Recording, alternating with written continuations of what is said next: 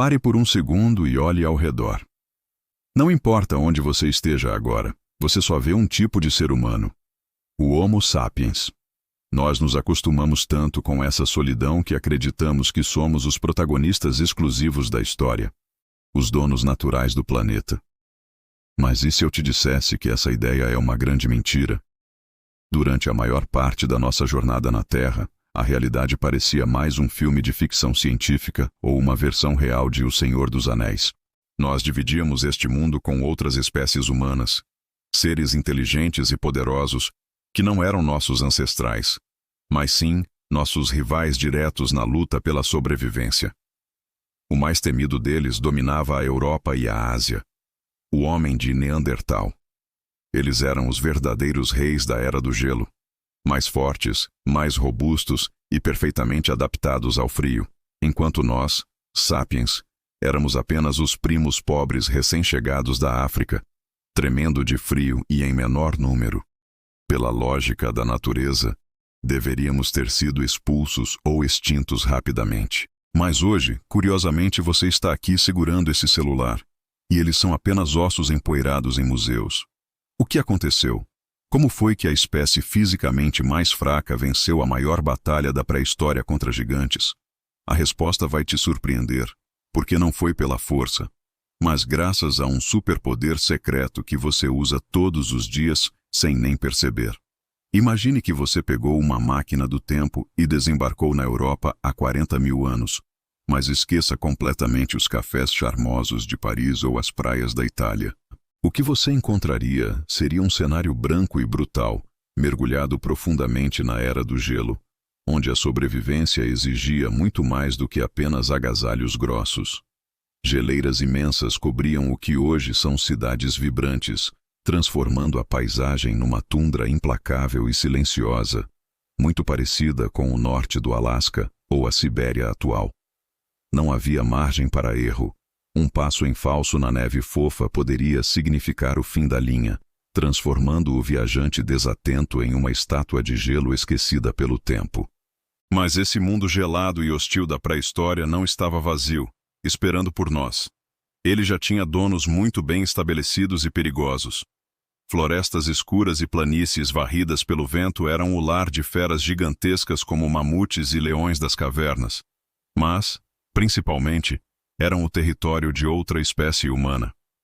Eles não eram nossos avós, mas sim nossos primos distantes, que conheciam cada caverna e cada atalho daquele inferno branco como a palma da mão. Para eles, o frio não era um inimigo mortal, mas um velho conhecido com quem conviviam há centenas de milhares de anos, adaptados a uma realidade que congelaria nossos ossos em minutos. E foi exatamente nesse palco intimidador que os nossos ancestrais diretos, os Homo sapiens, desembarcaram vindos do calor da África, parecendo turistas perdidos e mal equipados. Éramos os azarões absolutos daquele campeonato, com corpos magros e pele feita para dissipar calor, não para retê-lo, tremendo diante de um desafio que parecia impossível de vencer. Entrar naquele território significava desafiar os campeões locais, iniciando um confronto silencioso e inevitável por comida e abrigo, onde a desvantagem física parecia decretar a nossa derrota antes mesmo da batalha começar. Imagine estar frente a frente com um homem de Neandertal. Não se engane. Seria como encarar um lutador de MMA peso pesado que treinou sobrevivência na selva a vida inteira. Eles eram verdadeiros tanques de guerra biológicos, com ossos muito mais densos e uma musculatura compacta projetada para explosão e força bruta no combate direto. Se houvesse uma queda de braço entre um deles e um de nós, o braço do Sapiens seria esmagado em segundos, sem a menor chance de vitória para o nosso lado frágil. Essa robustez física impressionante era a resposta da evolução para o frio extremo, retendo calor e garantindo que os neandertais dominassem a paisagem gelada como reis absolutos. Mas não cometa o erro grave de achar que eles eram apenas brutos estúpidos que batiam clavas na cabeça uns dos outros, como nos desenhos animados antigos e preconceituosos. O cérebro deles era, na verdade, tão grande ou até maior que o nosso, permitindo estratégias de caça complexas onde enfrentavam mamutes gigantescos de igual para igual, olho no olho. Eles cuidavam dos seus idosos com carinho, enterravam seus mortos com rituais e conheciam os segredos da natureza, provando ser uma espécie humana sofisticada e resiliente. Eles eram os donos legítimos daquela terra na pré-história, sobreviventes veteranos que já tinham visto impérios de gelo nascerem e caírem muito antes de chegarmos. Diante dessa supremacia física e adaptação perfeita, a pergunta que fica martelando na cabeça é: como nós, os frágeis recém-chegados, não fomos varridos do mapa imediatamente? O confronto Sapiens versus Neandertais parecia uma luta injusta, onde todas as apostas lógicas estariam contra nós, os primos pobres vindos do sul. A natureza geralmente favorece o mais forte, mas a nossa história de evolução humana é feita de reviravoltas surpreendentes que desafiam o óbvio. Foi exatamente quando percebemos que jamais poderíamos ganhar na força bruta que tivemos que desbloquear uma arma secreta e invisível. Como não tínhamos a menor chance de vencer no combate corpo a corpo, o Homo sapiens teve que transformar a sua fraqueza em criatividade, tornando-se o grande inventor da pré-história. Enquanto os neandertais continuavam arriscando a vida todos os dias para espetar suas presas de muito perto, nós desenvolvemos tecnologias de projétil, como o arco e flecha e propulsores de lança, que nos permitiam atacar de longe e com segurança. Essa inovação não foi apenas um detalhe técnico. Foi uma mudança radical de estratégia que poupou vidas e energias, mostrando que a inteligência pode ser muito mais letal do que a força bruta. É o clássico exemplo de trabalhar de forma inteligente, não apenas dura. Uma lição ancestral que vale ouro até hoje. Além das armas, a nossa capacidade de adaptação foi crucial para a sobrevivência em um mundo onde o clima mudava constantemente e impiedosamente. Nós aprendemos a ser generalistas, pescando nos rios, caçando pequenos animais rápidos e coletando uma variedade imensa de plantas, enquanto os nossos rivais eram especialistas focados quase exclusivamente na caça de grandes mamíferos. Quando a era do gelo apertou e os gigantes começaram a sumir, a especialização deles virou uma armadilha mortal, enquanto a nossa flexibilidade garantiu o jantar na mesa. Na grande corrida da evolução humana, não é o mais forte que ganha a medalha de ouro, mas sim aquele que consegue dançar conforme a música, por mais caótica que ela seja. Mas a verdadeira bomba atômica que trouxemos para esse conflito, Sapiens versus Neandertais, não foi feita de pedra ou madeira, mas sim de palavras e laços invisíveis. Nós desenvolvemos uma linguagem complexa que nos permitiu cooperar em grande escala, trocando informações vitais e organizando tribos com centenas de indivíduos unidos por crenças comuns. Enquanto eles viviam em pequenos grupos familiares isolados de 15 ou 20 pessoas, nós criamos verdadeiras redes sociais primitivas, onde a ajuda podia vir de longe.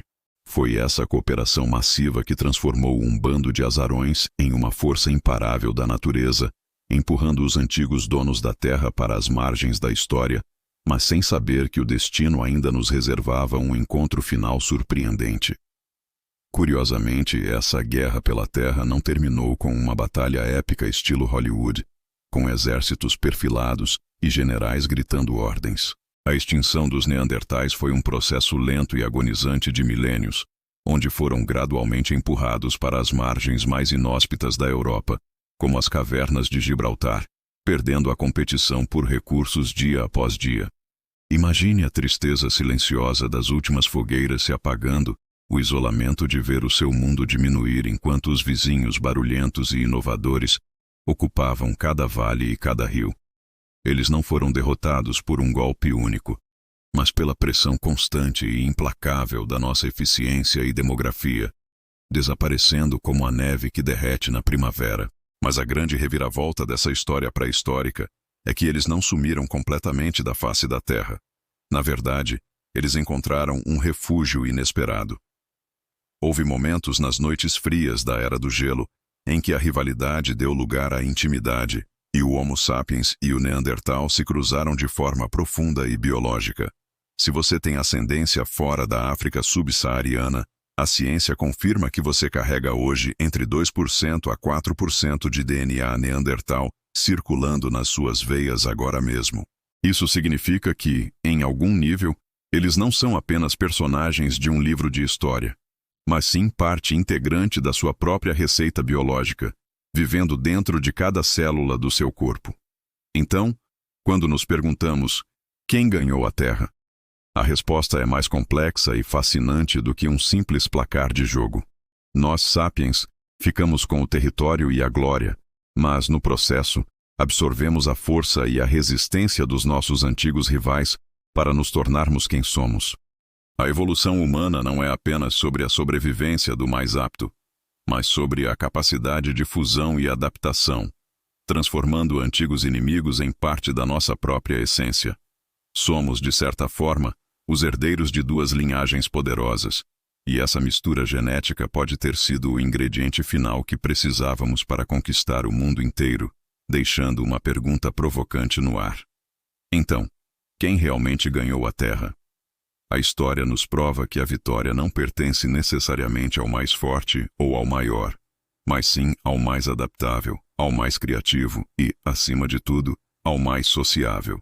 A nossa jornada de superação contra os Neandertais é a prova definitiva de que a força bruta tem um teto, um limite, mas a capacidade de inovar e de trabalhar em equipe é infinita.